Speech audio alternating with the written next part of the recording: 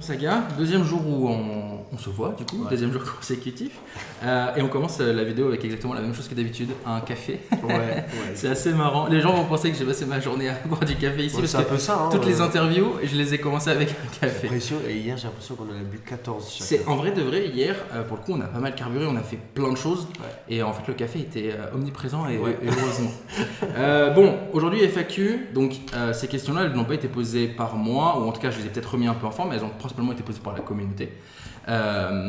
Et donc l'idée, ça va être de simplement essayer de suivre un petit peu ce qu'ils ont posé comme questions. Les premières questions qui sont pas mal revenues, est-ce qu'il y a des nouvelles features qui sont envisagées pour les guildes ? Alors, feature, honnêtement, non.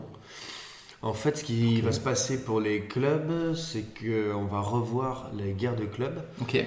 Parce qu'on avait testé le Manhunt et qu'il y avait pas mal de choses à revoir. Bon, ça n'a pas fait l'unanimité. Bon, le système peut être sympa, donc je pense qu'on va pouvoir trouver une alternative. Enfin, on va pas le jeter, quoi, ce Manhunt, mais on va l'utiliser autrement. Par contre, les guerres de club, ça va être revu, ça c'est sûr. Et ça va être kiffant. Ça, pour le coup, ça sera la V4. Ok. Donc là, on va pas se planter, c'est pour ça qu'on prend notre temps. Mais sinon, fondamentalement, ça va. Les clubs vont pas changer. Ok, ça marche. Après, les clubs, ils ont jamais trop changé dans l'esprit. Non. Mais c'est vrai que quand moi je vois cette question-là, c'est vraiment la guerre de clubs. En fait, c'est vraiment parce que c'est ça qui anime les guildes. La guerre de clubs, je te confirme, ça va être complètement revu et ça sera une vraie guerre de clubs. Et bah super, voilà. ça me fait plaisir parce que ça fait vraiment partie des choses qui animent les guildes en fait. Ouais, c'est clair, mais on le voit hein, de toute façon, mais voilà, c'était pas forcément une prio parce que les clubs, malgré tout, c'est pas tout le monde qui y adhère. Donc, ça c'est sûr. Concernant The Rift, dont on en a parlé un petit peu hier dans l'interview, est-ce qu'il est prévu de l'ajouter dans les missions saisonnières? Alors je sais que là, pour cette saison-là, il y a des points de mission dorénavant pour les missions quotidiennes, mais est-ce qu'il est prévu d'avoir des missions saisonnières, un peu comme les clans, un peu durs quoi? Oui, du coup il y en aura.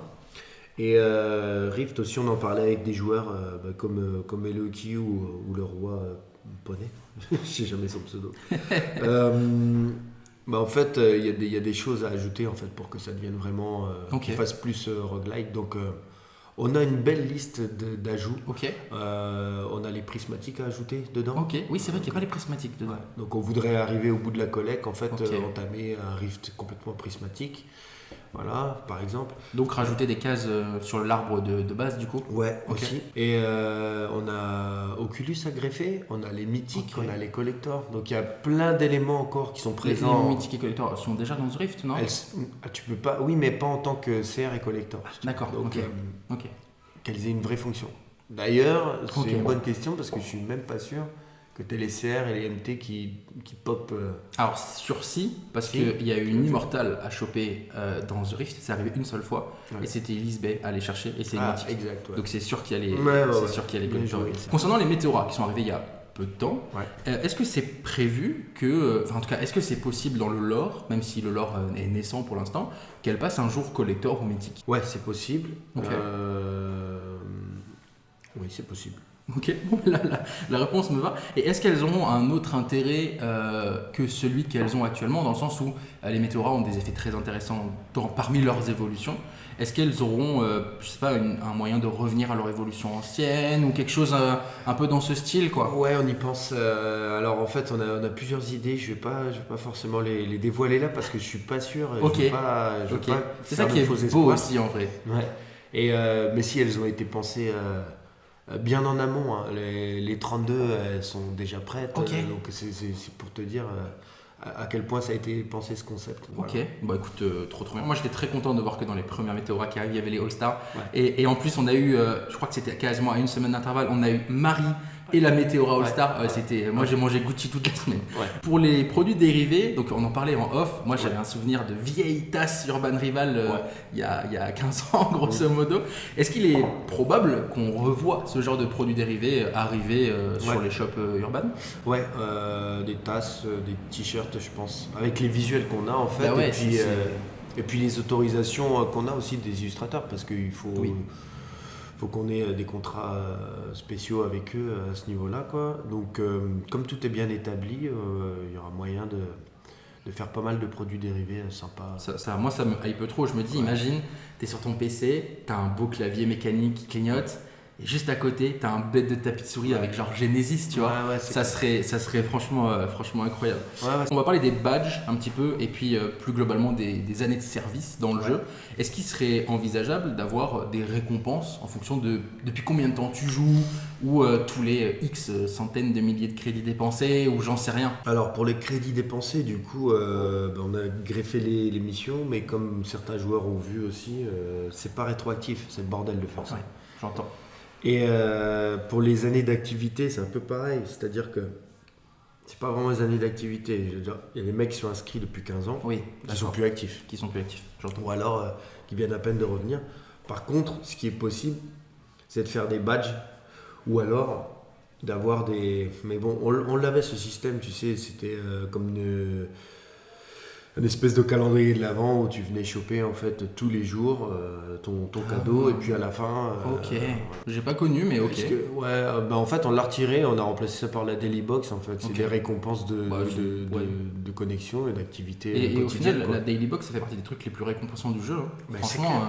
Et surtout que tu en as 6 à décrocher tous les jours, plus une gigabonne si tu décroches les 6. Donc en fait, je suis pas sûr que ce qui pourrait être valable pour mettre en avant quelqu'un qui est là depuis tout le temps, ou très longtemps en tout cas, ce serait des badges. Il y a le badge certifié, on va dire, qui fait un peu office de ça aujourd'hui. Ouais, il y a ça, mais on pourrait avoir des nouveaux cadres. Les nouveaux cadres, je pense que ça plairait aux joueurs. Ouais, des trucs cosmétiques, c'est envisageable en fait, pour justement montrer l'ancienneté, l'assiduité du joueur et tout. Après, les récompenses, en vrai, je veux pas... Je peux pas dire que sur Urban il n'y a pas beaucoup de récompenses. C'est même un jeu récompensant à fond. Donc en fait, si on en met une de plus, tu vois, est-ce que ça va pas... Oui, est-ce que ça va changer quelque chose? Est-ce que ça va changer quelque chose? Je suis pas convaincu. Je rebondis là-dessus du coup. Est-ce qu'il, alors peut-être que c'est déjà possible, mais j'avoue que j'ai pas l'info, et vu que la question est revenue, je me la suis posée naturellement. Est-ce qu'il serait possible de choisir son cadre justement? Tu sais, par exemple, moi je suis Absolute, j'ai un cadre bleu, et en fait je préfère le cadre orange parce que mon logo il est orange. Et est-ce que tu penses que ça serait possible de pouvoir juste sélectionner Techniquement c'est possible, on a déjà la fonction avec le HUD, tu sais. Oui, tout à fait. Donc oui, c'est possible. Après, voilà, il faudra forcément le greffer sur l'interface de l'application. Ouais. Mais ça, Cookie, c'est un expert dessus. Après, peut-être qu'il y aurait un truc un peu relou dans le sens où à chaque new blood, je suis plus Absolute. Oui. Donc, tu sais, genre, ça veut dire que tu as un cadre, mais tu n'as plus le cadre. Si on fait un système de sélection, il faut repenser le système en entier. Ok. Ou alors, peut-être pouvoir sélectionner que certains trucs que tu as déjà acquis, mais pas forcément les grades de collection. Enfin, je sais pas. Tu vois, je te parle de ça. Non, mais après, c'est pareil. Tu pourrais avoir, par exemple, plusieurs déclinaisons d'un même effet. Ouais. Tu vois, de plusieurs couleurs. Oui. Et du coup, choisir la couleur, quelque part. Ah oui, mais l'effet resterait le même. Je pense que ça aurait carrément du sens. Peut-être que c'est même ça qui a voulu être transcrit. En termes de présence sur les événements, vous, des événements physiques, vous n'en avez pas fait depuis un petit moment. Ouais. Est-ce qu'il est prévu que Acute ait des stands sur des événements? Alors, Paris Games Week, c'est très bientôt, donc c'est peu probable, mais sur des événements dans les mois à venir ou dans les années à venir? Alors, ce genre d'événement, d'accord. Je pensais que tu parlais de tournois IRL ou quoi. Alors, je regroupe tout en fait. C'est-à-dire que je te parle de ce genre d'event parce que c'est un endroit où on sait qu'il y aura du monde, mais ça peut aussi être un event Acute par Acute pour Acute, tu vois. Ouais, alors du coup, si un jour on est sur un event, c'est qu'on montre un nouveau projet. Ouais, ok. Pour tu vois, s'inscrire à un événement comme ça pour montrer Urban, je suis pas sûr que ce soit cohérent et puis utile pour nous de toute façon, pour la commune de toute façon. Par contre, tournoi IRL, ça on va y revenir, ça c'est clair. C'est quelque chose qu'on a mis en stand-by parce que l'appli avait plein de problèmes et aujourd'hui on arrive au bout. Donc ça on va remettre en route, ça c'est sûr. D'ailleurs je suis sur un truc là, j'espère que ça va aboutir et du coup on en reparlera. Eh ben écoute, franchement cette réponse me convient très très bien. On a vu les produits physiques arriver, donc les cartes physiques dans les boosters avec une première slave de produits avec 100 boosters. Ouais. Est-il prévu que dans le temps, là il y a quand même une belle hype autour de ce produit-là, ça a l'air d'être demandé par les joueurs. Ouais. Est-il prévu qu'il y ait des displays? En fait, les displays, c'est les boîtes de 24 boosters qui arrivent dans le temps également. Si je trouve un fabricant de display, j'aimerais aussi. En fait, c'est ce que je cherchais au départ. Ok. Je voulais le mettre dès le départ. Ah, mais ça serait dingue. Mais il faut vraiment que j'en trouve un, quoi. Donc, ou alors il faut que je fasse une demande particulière à un imprimeur. Mais à voir. Mais en tout cas, c'est sur ma liste. C'est pareil, j'ai une checklist avec intitulée produits dérivés, où je liste tout ce qu'on aimerait qui voit le jour. Et les displays, c'est dedans. Tu sais que cette question-là, c'est Pump qui me l'a posée. Et il me l'a posée en MP sur le canal de la guilde. Et il l'a remis sur le forum. Vraiment, il est fan. Big up à toi, mon ref. Avec l'arrivée des cartes physiques, donc ces petits boosters-là, est-ce qu'il est prévu que ça puisse accompagner les tournois IRL dont tu as parlé, que ce soit des tournois IRL à la fois sur le mobile, mais également avec les cartes physiques?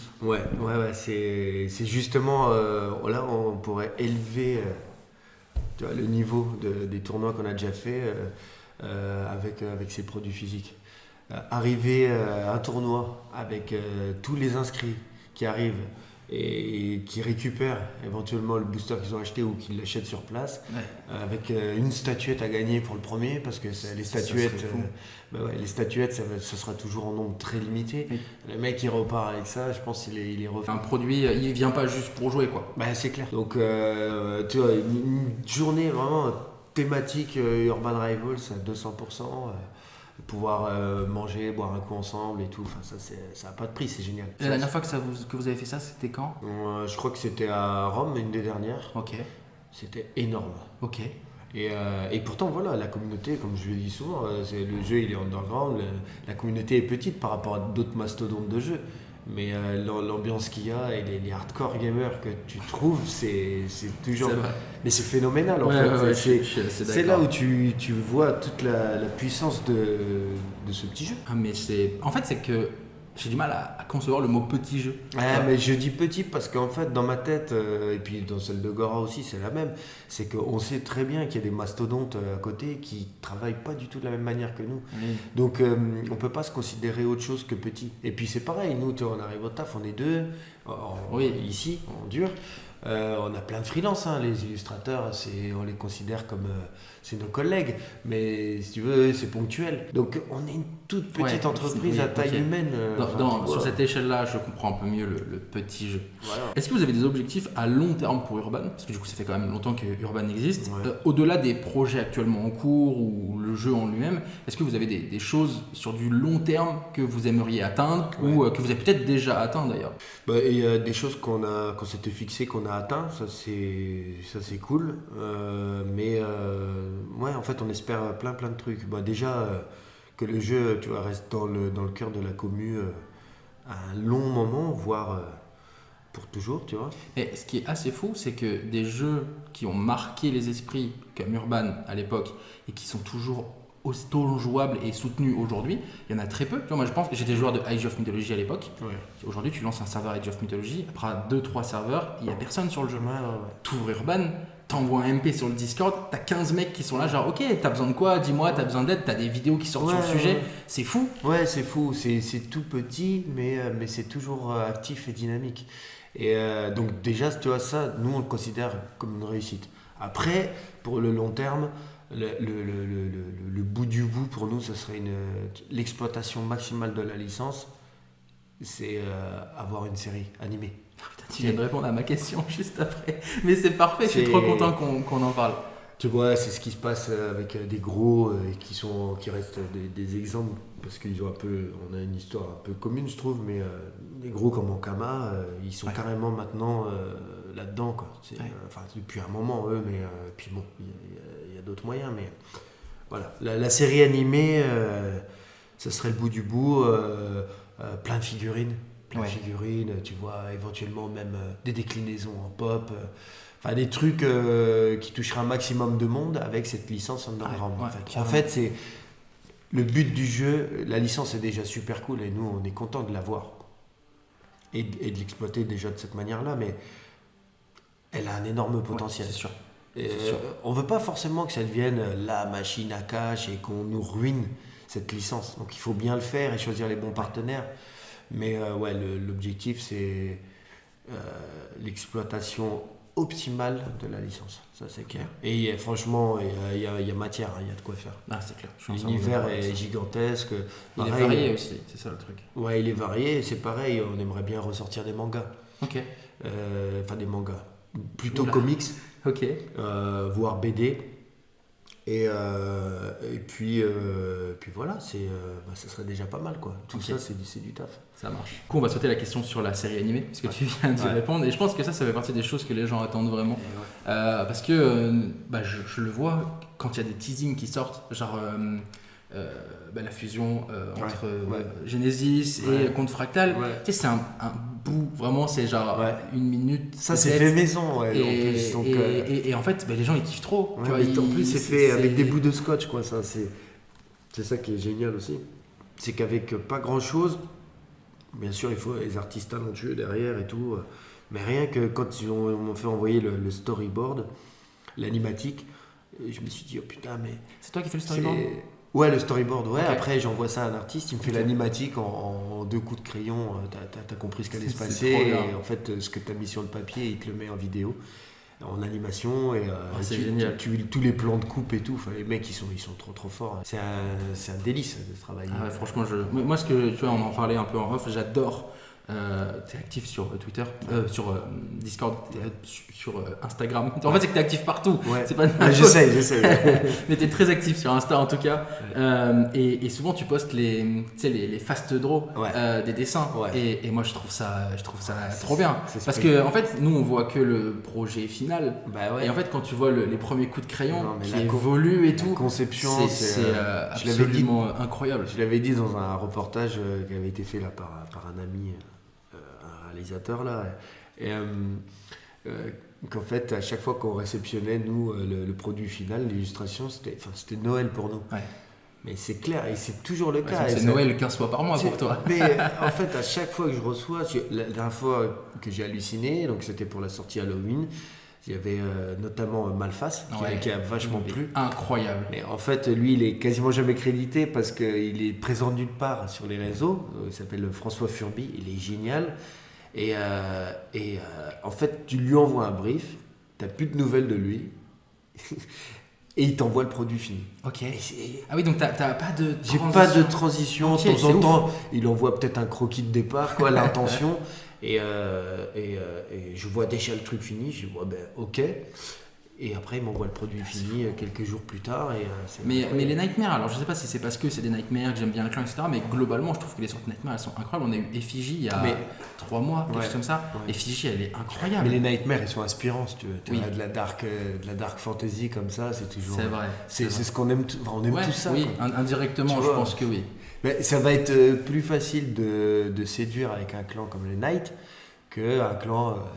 Je dis ça au hasard, mais tu vois, comme les Huracan. Ouais. Les Lucha, ça plaît pas forcément à tout le monde, ou même les Komboka, ça plaît pas forcément à tout le monde. Les Nightmares, en vrai, ils ont toujours fait l'unanimité. C'est un peu le passe-partout. Ça fait partie des premiers clans du jeu aussi. Ouais, la thématique est simple, si tu veux. Donc, c'est clair. Voilà. Bon, sortir un petit peu de tout ça. Actuellement, on voit les prix du market exploser. Ouais. On a Becky. J'ai découvert ça hier, elle est à 8 millions. Ouais. Je me suis dit, c'est quoi, qu'est-ce qu'il en est? Il y a pas mal de joueurs qui sont inquiets vis-à-vis de ça, vis-à-vis de cette inflation-là. Est-ce qu'il est prévu? Je sais qu'il y a déjà eu un reset market. Ouais, il y en a eu plusieurs, des flèches. Plusieurs. Après, c'était essentiel techniquement. D'accord. Et puis, c'était à des moments où, en fait, il y a une maintenance qui guettait, tu vois. Ok. Donc, on peut pas faire ça. C'est pas... Flush, ça veut dire tirer la chasse. Ok. Donc on peut pas le faire tout le temps non plus. Ok. Là, en vrai, les prix sont hauts, mais le problème il est autre, quoi. Bon, moi, je suis pas économiste, hein, mais c'est pas vraiment un problème, si tu veux. Enfin, ok. Tu vois, moi, j'avoue que j'ai pas de problème avec ça, dans le sens où ça m'empêche pas de jouer, mais j'ai eu l'impression que c'était. En fait, j'ai eu l'impression surtout que beaucoup de joueurs ont eu peur de revivre ça. Ouais, mais en fait, cette peur-là, c'est pareil. Il y a un côté. Ça a vraiment un impact aussi sur le market. En fait, tu sais, la finance, bon, c'est un gros sujet, mais la finance, il y a une grosse partie psy aussi, quoi. Ok. Donc, Je sais pas, il y a des périodes où les joueurs ils ont peur de mettre en vente, ils ont peur de se faire avoir sur tel prix, où ils se disent ouais, celle-ci je pourrais en obtenir beaucoup plus, du coup non, je la mets pas. Ok. Et donc toute cette réticence là, bah, ça crée en fait des problèmes d'offres et de bulles de demande. spécu en fait Ouais, sur voilà. certaines cartes. Il y a énormément de spéculation et puis des phases où en fait t'as confiance, t'as pas confiance. Enfin voilà, en vrai c'est un gros sujet, on pourrait passer des heures. Ok. Et en plus je suis pas, j'ai pas cet esprit forcément. Et bon là, à première vue, de ce que tu me dis, financier. pour l'instant, il n'y a rien de prévu. Non, très franchement, c'est pas une prio. Et puis le market, ça fait un moment qu'il est très haut. En fait, tout ce qui chamboule le market, essentiellement là, c'est le black market. Ouais, clairement. Après, on a quand même vu, là, en l'espace de 6 mois, le prix des CR doubler. Parce qu'on avait les CR à 100 000, Après, la carrière en dessous de 250 000. Après, par exemple, depuis qu'on a sorti les cartes immortales, Oui. bah, le prix des CR il a augmenté et le prix des MT il a explosé Oui. aussi parce que les gens joueurs ils préchotent. se disent bon bah du coup C'est CR vrai. puis potentiellement MT puis MT potentiellement C'est ILE. vrai. Pour avoir une ILE, je peux passer par la phase où je craft des MT. Ouais. Donc forcément C'est le prix vrai. augmente. Et puis après tu as tous ces raisonnements là sur à peu près Toutes toutes les du jeu. cartes. Ouais, Donc tu dis, clairement. non, celle-là, pourquoi il a dit, pourquoi il a parlé de tel personnage, boum, et là il flambe. Ouais, c'est clair. Ouais, et puis des fois, il suffit d'une personne qui va buy out une carte pour que la carte, elle triple de prix, quoi. Voilà, c'est ça. Et en même temps, c'est ce qui fait la beauté Ah, de mais ce c'est sûr. market. Mais d'ailleurs, ça fait pas partie des questions, mais ça fait partie des choses que moi je pense. Ce que j'aime dans Urban, et je pense que beaucoup de personnes s'y retrouvent, c'est que t'es pas obligé d'être un. Je connais des mecs qui jouent à Urban, qui mettent jamais les pieds en salle, Ouais. parce que leur kiff, c'est le market, c'est les passages CR, c'est le business, c'est. On l'a vu, on en a pris conscience. Alors on savait que le market c'est important, c'est un trading card game. Hein. Donc s'il n'y a pas la partie trading, bon, il n'y a pas trop d'intérêt. Mais on en a vraiment pris conscience, c'était pendant la période Covid, où ils avaient la roue. Ouais. Et où ils complétaient leur collecte. Et là, il y avait du market comme jamais. Ok. Et en plus, il y avait le black market. Donc là, en fait, les joueurs, c'est simple. La loupe, elle a complètement changé. Le jeu, c'était même plus combat, évolue, collectionne. C'était tourne la roue, Évolue. si Collectionne. tu veux, et surtout Surtout collectionne, et puis trade à mort. Quoi. Ok. Et ça faisait que ça. Et franchement, ça a dénaturé la partie gameplay, si tu veux. Ouais. Mais voilà, nous, il y avait énormément d'activités. Quoi. Ok. Demain, on retire le market, il n'y a plus d'urban. Ah, bah non, mais c'est sûr. Voilà. C'est sûr. Donc c'est vraiment un gros pilier. Donc il faut faire attention à trop vouloir le flusher parce que c'était mieux avant quand les communes elles coûtaient 1000 cleans. Je suis pas sûr. Ok, ça marche. Voilà. Ça me va. On avance bien. En termes de création de cartes, alors tu m'as déjà répondu en off, mais je veux qu'on en reparle en vidéo. Comment ça se passe? Est-ce que vous avez une sorte de to-do list en vous disant, ok, là on a 39 Huracan, 39 Banger et 40 Nightmare, donc le prochain New Blood, c'est forcément les persos qui nous manquent. Et plus globalement, comment ça se passe quand vous recevez une carte? Est-ce que vous demandez l'artwork avant de faire les stats? Est-ce que vous faites les stats pour que l'artwork colle? Comment ça se passe? Alors le process, on a un planning là par exemple, j'ai les sorties New Blood que je fais donc avec Cold. C'est lui qui décide en fait quel clan on va sortir, Ok. combien d'étoiles. Donc lui il s'occupe de tout cet équilibre là. Ok, Donc lui il décide de tout ça. Et il me met ça sur un document et là on a une visibilité jusque juin prochain à peu près. ok, d'accord, ça marche. Donc mais on aime bien avoir de l'avance et ça marche très bien comme ça. Et après, pour la conception, soit Cold a une idée particulière pour un perso Ok. spécial ou quoi, et il me le glisse en commentaire ou il vient me voir, on Ok. en parle. Sinon, je m'occupe de tout à ce niveau-là, au niveau de la créa. En fait, ce que je fais, soit je pense à un truc que j'ai vu récemment, ou enfin, je m'inspire de toute façon de la pop culture, de tout ce qui nous entoure, d'un film de taré que j'ai vu, Ok. d'une idée que j'ai trouvé géniale, un machin, d'un truc, je sais pas, même une musique, ça peut me faire penser à un perso. Ok. Et en fait, au début, je note des petites bribes d'idées comme ça. Et puis après, j'y retourne. Et en fait, ce que je fais, j'ai un tableau sur Pinterest, c'est super utile pour moi. Ok. Où en fait, à chaque fois que je vois une super illustration, je la mets de côté. Ok. Et donc, je me plonge dedans et je me dis, tiens, tel perso, il pourrait coller, on pourrait en faire un perso alternatif pour ce clan. et ainsi de suite en fait. Ok. Et après, mais je mixe des idées, tu vois, parce que je pourrais tomber dans du plagiat. Ouais, oui, j'entends complètement. Donc je mixe des idées, voilà. Et ça vient assez naturellement, assez facilement. Après, c'est pareil, on brainstorm pour les noms des persos. On fait du ping-pong comme ça souvent Ok. avec Cold. Et après, là où il est totalement libre, parce que j'y connais strictement rien et que je suis très mauvais joueur, c'est au niveau des stats. Ok, stade pouvoir, C'est quoi? lui qui fait. De temps en temps, je vais le voir et je lui dis bon, là, il y a tel visuel, il va Solide. vraiment péter. Faut que la La carte carte soit elle va être solide à incroyable. côté. Ok. Ça serait bien qu'elle ait des stats, qu'elle soit puissante, que ce soit un ton, Ok. que vas-y, tu peux y aller à fond. Et moi, je pense à Pumpkin, la carte de Herpeto. Comment ce genre d'idée te vient en fait?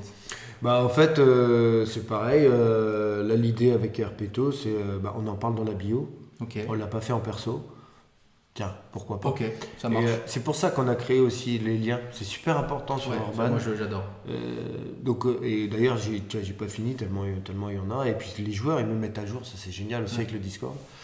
Et en fait ça c'est tu vois, Malphas il était, en fait on en parlait dans la bio de Crowan, et voilà on l'a fait. Ouais. Ça aide, des fois tu es aussi à court d'idées, donc tu dis bon qu'est-ce que je vais pouvoir inventer là, des fois ça sort tout seul, mais des fois tu dis bon il y a un lien de parenté à exploiter, vas-y on va y aller. Ok. Voilà, j'ai le cousin d'un tel à faire, j'ai le père d'un tel, vas-y on va le rendre épique, on va greffer une nouvelle histoire, autour du papa qui rajoute de tel, du lore au qui clan. rajoute du lore.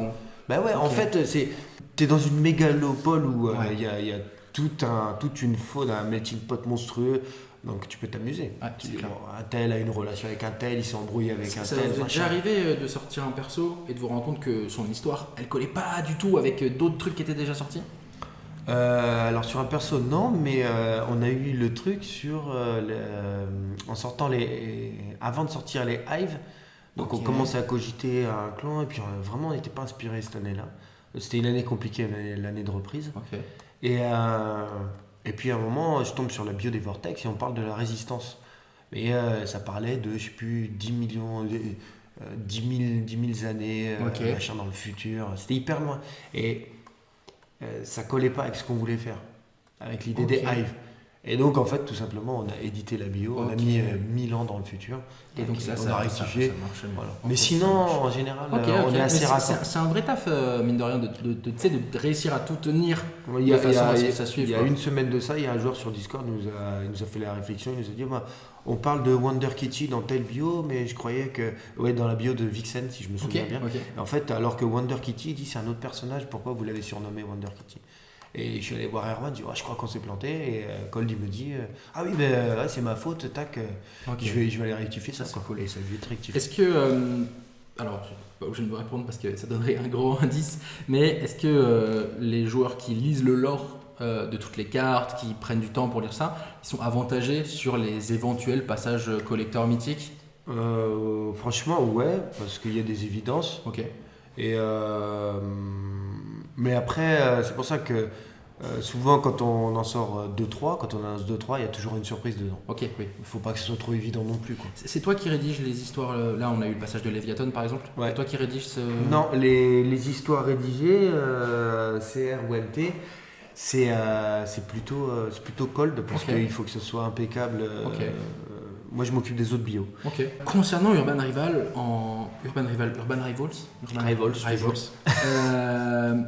quelles sont vos plus belles réussites et aussi, si toutefois il y en a, vos plus gros regrets ou échecs? Échec, on en a plein. Non, mais c'est aussi pour ça qu'on peut apprécier quand on réussit quelque chose. Une des dernières réussites. Après, la réussite pour nous, c'est plus du côté entrepreneurial, dans le sens où on a sauvé ce jeu. Ok. Parce qu'on s'est accroché et puis parce qu'il a un potentiel de malade. Donc voilà, ça restera ça la plus grande réussite Ok. de toute façon. Échec, je sais pas, là tout de suite, je pense aux tokens qu'on avait sortis. Bon, En y repensant, je trouvais.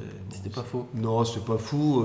Tu pouvais acheter des collectors. Donc, si tu veux, le principe même de collector, il a été un peu bafoué. Quoi. Ouais, ok. Donc voilà, après il y en a eu plusieurs, hein. Mais bon, il y a certains échecs dont on peut se dédouaner. Ok, on arrive sur les dernières questions. Gabriella, qui doit être la première Miss, une des premières Miss Urban, n'a pas le titre Miss. Ouais. Pourquoi ? Eh ben écoute, je crois que c'est le même genre d'erreur, si tu veux. Rien n'était planifié. Ok. Le titre en plus, donné je crois que c'est une phalloïde. Oui, c'est une phalloïde. Je crois que c'est une phalloïde. Mais tu sais, c'est un peu comme le Kiki. Oui. Kiki, donc t'as Kiki normal. Et Kiki MT. Voilà, t'as Berserk Girl qui est comme ça aussi. Bon, c'est quelques couacs. Ok. L'histoire des Kiki, c'est quoi exactement ? Parce que je sais que ça fait couler du sang. Écoute, en fait, j'étais pas là à ce moment-là. Okay. Et je me demande, c'est pas juste qu'il se soit dit, tiens, mais comme on la sort en collector, on en fait une autre version, quoi. Ah oui, d'accord. Tu vois. Ok. Un doublon. Ouais, mais à cette période-là, il y avait Chakra, par exemple, qui est passé CR normal. Ok, non mais d'accord, ça marche. Très franchement, tu avais peut-être une explication. Non, non, j'en ai pas là-dessus. C'est pour ça, tu vois, c'est pareil, on n'y touche pas à ces cartes-là parce qu'il y a des joueurs qui les adorent. Hein, donc, tu vois, les erreurs, ça fait partie du jeu. Ok, ça marche, ça me va. Dernière question de cette petite FAQ. En 2022, il y a eu un Battle Pass à acheter avec 2 packs Armageddon que je n'ai pas connu. L'idée semblait plaire parce que ça permettait d'avoir plus de missions, plus de récompenses, etc. Est-ce que quand on voit littéralement tous les autres jeux existants dans le monde du jeu vidéo, avoir des Battle Pass ou des Seasonal Pass, est-ce que c'est quelque chose que Urban peut remettre en place ?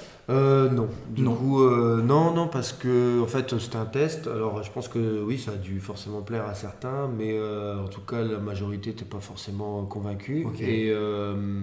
Et du coup, ça nous plaît, nous aussi, d'aller un peu à contre-courant, tu vois, plutôt que de suivre des modes comme celle du Battle Pass, qui vont un peu à l'encontre de toute façon du freemium, en tout cas de l'ADN du freemium. Ok. Donc non, ça ne reviendra pas, ça, c'est sûr. D'accord. Aujourd'hui, on a quand même, alors on pourrait comparer ça avec le fait qu'on a énormément de missions tous les jours, qui sont l'équivalent finalement, mais sans ce petit avantage de pay to play, quoi. Ouais, voilà, c'est ça. On veut pas que ça devienne comme ça. On a voulu tester parce que c'est, tiens, c'est comme tu disais.